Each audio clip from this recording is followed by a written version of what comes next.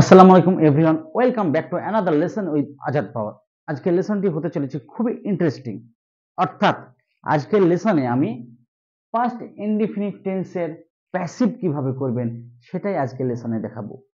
যদি আপনি প্রথম থেকে শেষ অবধি ভিডিওটি স্কিপ না করে দেখতে থাকেন তাহলে আপনার পাস্ট ইনডিফিনিট টেন্সের প্যাসিভ কিভাবে করতে হবে সে কনফিউশন দূর হয়ে যাবে।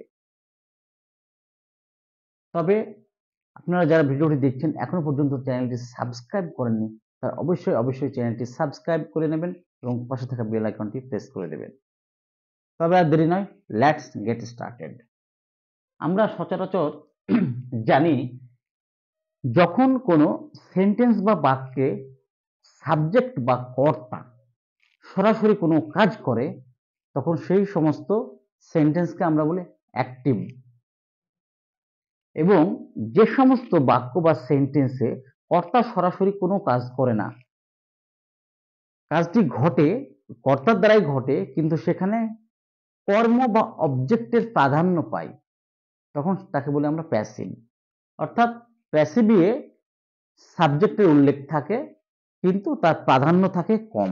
কিন্তু আমরা সে সমস্ত প্যাসিভগুলো নিয়ে আলোচনা করব যে সমস্ত প্যাসিভে সাবজেক্টের উল্লেখ থাকবে না, অর্থাৎ কাজটি কে করছে বা কার দ্বারা ঘটছে তার উল্লেখ সরাসরি থাকে না।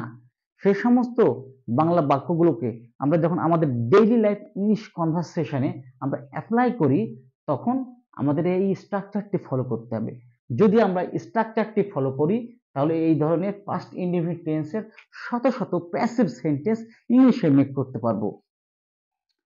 তো আমরা সচরাচর দেখি যে বাংলা বাক্যের শেষে হলো, হতো, হয়েছিল, গেল এই ধরনের কথাগুলি যুক্ত থাকে।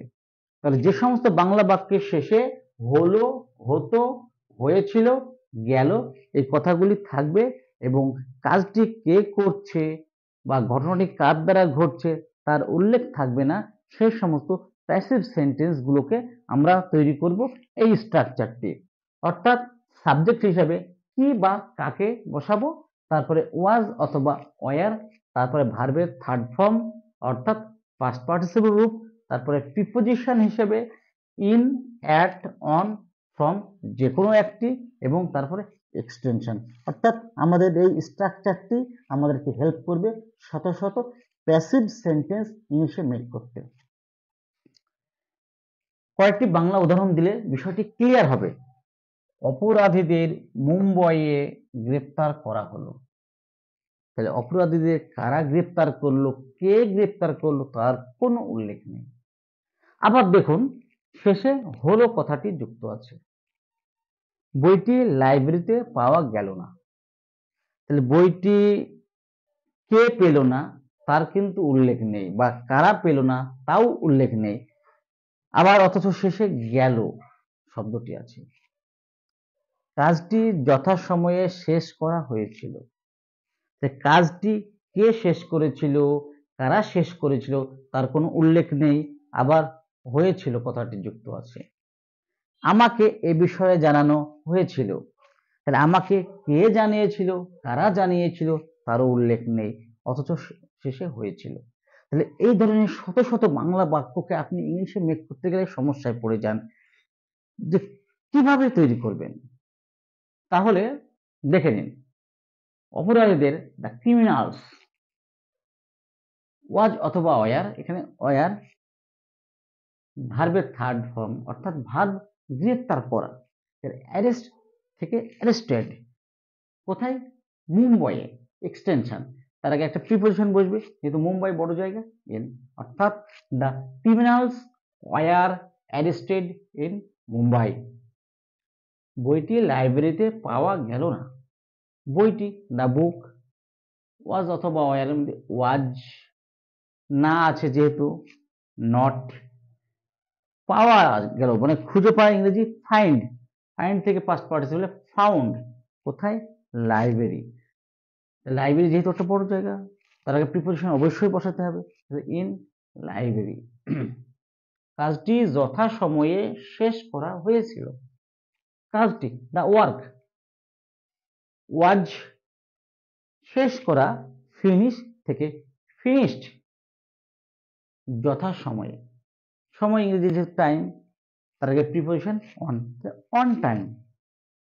আমাকে এই বিষয়ে জানানো হয়েছিল। I was informed in this regard। তাহলে দেখা গেল প্রতিটা সেন্টেন্সের প্রথমে আমি কাদেরকে গ্রেপ্তার করা হলো? অপরাধীদের। কাকে? কি পাওয়া গেল না? কি দিয়ে? বইটি। কি যথাসময়ে শেষ করা হয়েছিল? কি শেষ করা হয়েছিল? কাজটি। কাকে এই বিষয়ে জানানো হয়েছিল? আমাকে। তাহলে কাকে? তাহলে দেখলেন প্রতিটা সেন্টেন্সের কি বা কাকে দিয়ে প্রশ্ন করলে যে উত্তরটি পাচ্ছি সেটাই আমার স্ট্রাকচারের সাবজেক্ট। তারপরে ওয়াজ বা ওয়ার, তারপরে ভার্বের থার্ড ফর্ম, তারপর প্রিপোজিশন যে কোনো একটি বসবে। অর্থাৎ আপনি যদি প্রিপোজিশন ইউজটা খুব ভালোভাবে জানেন তাহলে আপনার কোনো প্রবলেম হওয়ার কথা নয়। তারপরে এক্সটেনশন। এই ধরনের আরো কিছু বাক্য আপনি তৈরি করতে পারবেন। যেমন ছেলেটিকে কিছু টাকা দেয়া হয়েছিল। তাহলে শেষে হয়েছিল, টাকা কে দিয়েছিল সেটাও জানা নেই। The boy was given some money. তাদের কিছু খাবার দেয়া হয়েছিল। খাবার কে দিয়েছিল? কারা দিয়েছিল? তারও উল্লেখ নেই। They were given some food. আপনিও এই ধরনের শত শত ইংরেজি সেন্টেন্স করতে পারবেন। Hope that you enjoyed this lesson and you are clear about the use of passive of first indefinite tense। অর্থাৎ ফার্স্ট ইনডিফিনিট টেন্সের প্যাসিভ কি করতে হয়, কিভাবে করবেন সেই বিষয়টা আপনি ক্লিয়ার হয়েছেন এবং কোন স্ট্রাকচারটি ফলো করলে শত শত ইংরেজি সেন্টেন্স মেক করতে পারবেন সেটাও আপনি আশা করি বুঝতে পেরেছেন এবং আপনি এই ধরনের শত শত ইংরেজি সেন্টেন্স মেক করতে পারবেন। If you practise regularly then you can make sentences and your skill will be developed and you can master about the use of passive of past indefinite tense। যদি লেসনটি ভালো লেগে থাকে do subscribe my channel and you must share it on Facebook, কারণ ফেসবুকে আপনার অনেক বন্ধু বান্ধব আছে।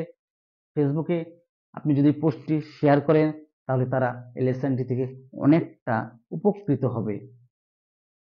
তাই আপনাদের সঙ্গে দেখা হবে নেক্সট কোনো ভিডিও নিয়ে। See you on next video. Until then, bye by.